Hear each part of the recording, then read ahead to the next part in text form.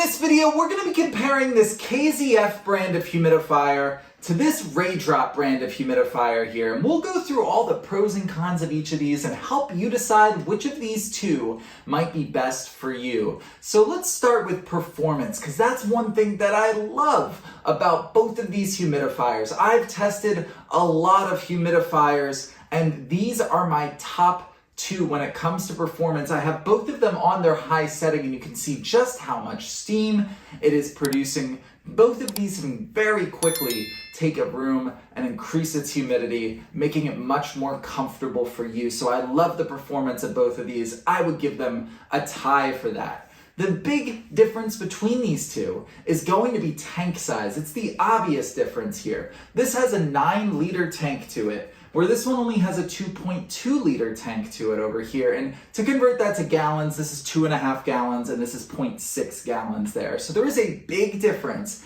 and that's going to affect runtime. So this will give you 72 hours of runtime, where this Raydrop will give you 30 hours of runtime. So what I've found is I love that this one, I can just put it in my living room, set it up, and run it.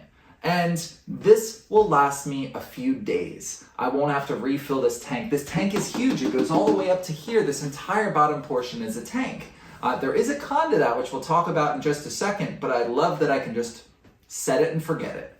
With this one over here, this one I primarily use in my bedroom because this will last me about one overnight, this tank, when I'm running it on high. So I go and refill it before bed every night.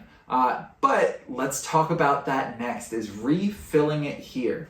So let me turn this off here, and I'll show you just how easy it is to refill this Raydrop. And that's one of the huge advantages to the Raydrop here. I'll turn this one off so I can show you how it compares. Is you just take this tank off here, you bring it to a sink, and then you can twist off this compartment here, fill it up, twist it back on. It has a nice rubber seal to it, and you just plop it back down, and you're good to go again. Super easy to fill up, which is why it doesn't bother me that I'm doing it every day, where this one is a little more challenging. So you want to make sure you do have a towel nearby. So you're going to take this top section off here, and it will drip a little bit. You do have these pumps in here, so you want to be mindful of making sure that you have a place for this to drip out a little bit when you take this whole tank.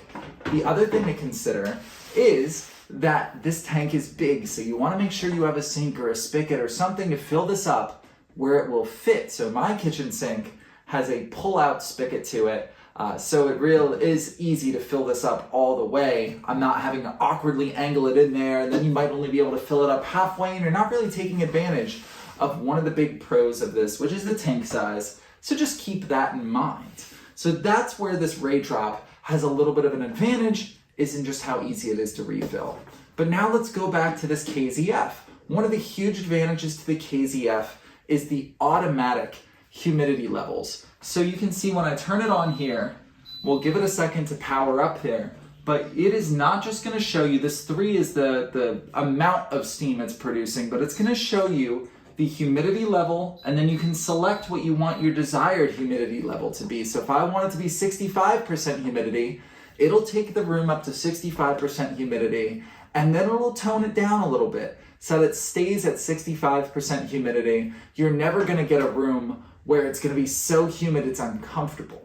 With this Raydrop, it doesn't have that, it's manually done. So you do have this digital dial here, but you're just choosing 1, 2, or 3, and then how many hours, like a sleep timer, you want it to run. There is no humidity reading on it. There is no desired humidity percentage. It's just low, medium, or high.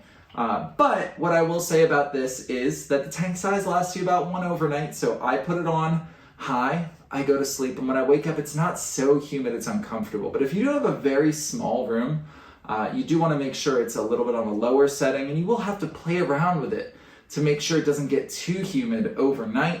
Where this one, you're not going to have that problem because it's automatic. It just hits that desired humidity reading that you want. That's a huge plus for this KZF brand over here. Another huge plus is it comes with a remote, so you can control it across the room. It's another big reason I love having this one in my living room, is that I can control it when I'm next to it with the touch screen. I control it, can put this right next to my TV remote and be able to control it from a little bit further away there.